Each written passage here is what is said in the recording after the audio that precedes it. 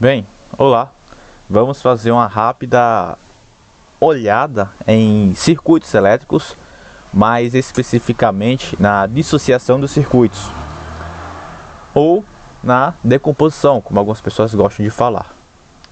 Na associação de circuitos, como é que a gente trabalha com isso? Basicamente, nós faremos um resistor que seja equivalente aos resistores que estão nesse circuito.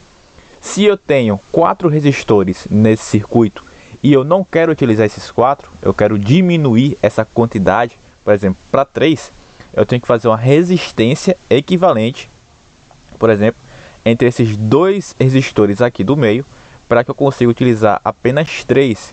E assim, no meu circuito elétrico, eu poderia utilizar apenas 3 resistores. Se eu quiser diminuir mais ainda, eu posso fazer a resistência equivalente e utilizar apenas um resistor em vez de 4.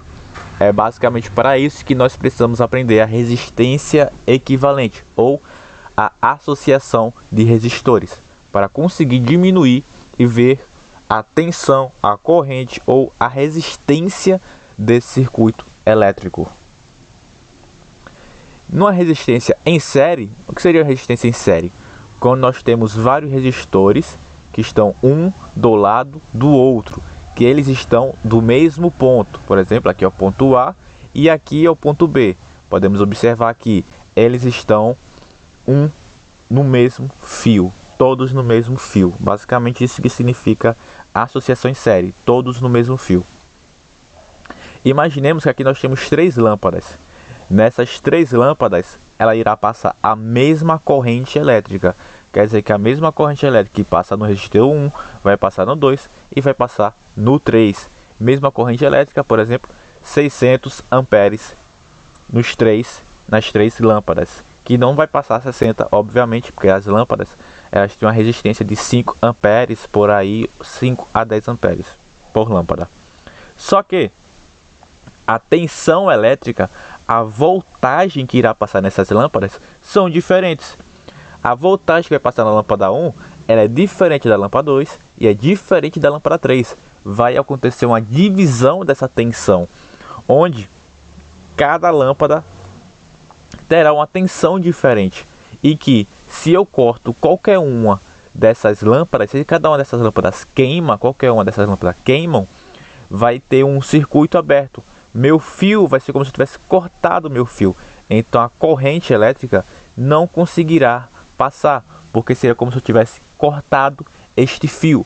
É por isso que não utilizamos associações em séries para as lâmpadas da nossa casa, pois se uma lâmpada só da casa queimar, a casa inteira fica no escuro. E como podemos calcular isso? Bem, nós sabemos que a tensão elétrica ela é calculada pela resistência vezes a corrente elétrica. E como o somatório, e como a corrente total é o somatório de todas as correntes, podemos dizer que a resistência equivalente vezes a corrente será igual à soma de todas as resistências vezes a corrente. Porém, como essa corrente será a mesma em todos os resistores, podemos isolar este I, cortando ele com este, temos apenas que a resistência equivalente de um circuito em série será igual à soma de todos os resistores, de todas as resistências. Aqui temos um exemplo de como podemos trabalhar esse circuito, transformar os 3 circuitos em apenas um, onde a sua tensão será igual à tensão total desse circuito e a corrente será preservada. Podemos também calcular a potência de dissipação desse resistor. O que seria a potência de dissipação? Seria nada mais nada menos que a resistência vezes a corrente ao quadrado, onde uma associação de resistores em série, a potência de dissipação em cada resistor é diretamente proporcional à resistência da corrente. Podemos fazer esta associação de resistores com o seguinte exemplo. Temos 2 resistores, um de 5 ohms e outro de 20 ohms, onde nós vimos que a resistência em série, resistores em séries, nós somamos, chegamos em 25 ohms. Então a resistência equivalente desse circuito é 25 ohms. Nós já basicamente fizemos a resistência equivalente.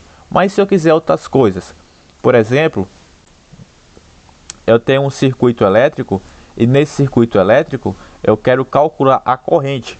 Eu sei que a tensão daqui da minha casa é 100 volts e a minha resistência equivalente é 25.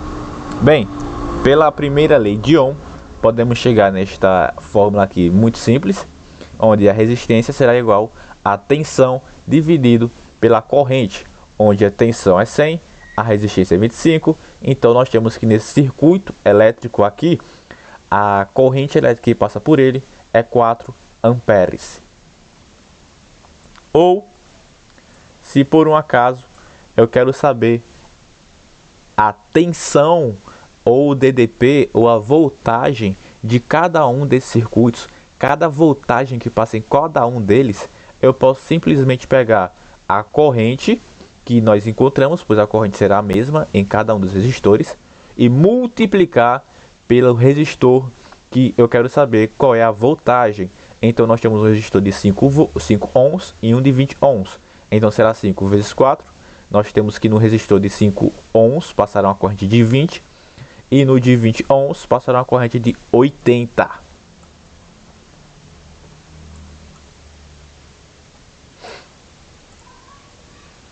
Aqui nós temos um exemplo que não resolveremos nessas aulas.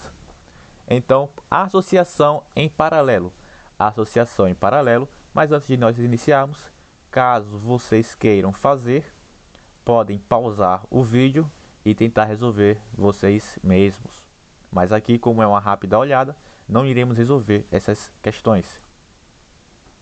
Associações em paralelo, aqui a corrente já não é mais a mesma, pois teremos uma corrente diferente para cada resistor que iremos trabalhar.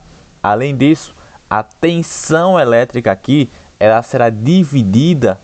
Não, ela será a mesma em todos, tendo uma inversão do circuito em série, onde o circuito em série, a corrente se mantém constante e a tensão é que é dividido. Neste caso, não. Se vocês observarem bem, nós temos o ponto A até o ponto B. Porém, aqui nós adotamos como outros pontos. Então temos ponto A, B, C, D, E e F. Temos vários pontos de referência aqui. Onde do ponto A eu irei fazer este caminho daqui. E aqui nós temos dois fios. Então nós temos um resistor em um fio e um resistor em outro fio. A minha corrente será distribuída, dividida entre as duas, de forma que, se esse resistor queimar, o meu segundo resistor continuará funcionando, porque minha corrente elétrica não depende desse fio para passar pelo resistor 2. E como é que nós resolvemos isso? Diferente do resistor em série, nós não iremos apenas somar os resistores, mas sim nós iremos fazer um somatório do inverso desses resistores. Então eu tenho o inverso do resistência equivalente e o inverso de cada um desses resistores. Temos outras formas aqui de calcular também. Um atalhozinho usado geralmente para dois resistores, onde nós pegamos o resistor 1, multiplicando pelo resistor 2 e dividindo pelo somatório. Ou seja, se quisermos saber a resistência equivalente entre dois resistores que estão em paralelo, nós fazemos o produto dividido pela soma. E se eu tiver 10 resistores e todos esses resistores estiverem em paralelo, além disso, esses resistores que estão em paralelo, eles têm a mesma resistência. Bem, se eles têm a mesma resistência, podemos ter esse atalho aqui, onde eu pego o resistor, a resistência de cada um deles, e divido pelo número de resistores que temos. Desta forma, são várias formas de responder, mas eu prefiro a primeira, porque é a regra geral. Aqui temos um exemplo de um resistor que está em série, onde temos o resistor 1 que está de 5 ohms e o outro de 20. Da mesma forma que nós vimos no outro, só que no resistor em série, a resistência equivalente deu 25 ohms. Nessa resistência equivalente, nós temos apenas 4 ohms. E se quisermos fazer a mesma coisa, por exemplo, a tensão de 100 ohms seria 100 dividido por 5, onde no resistor 1 nós temos uma corrente de 20 amperes passando por ele, e no resistor 2 nós temos uma corrente menor, passando a corrente de 5 amperes. Se quisermos saber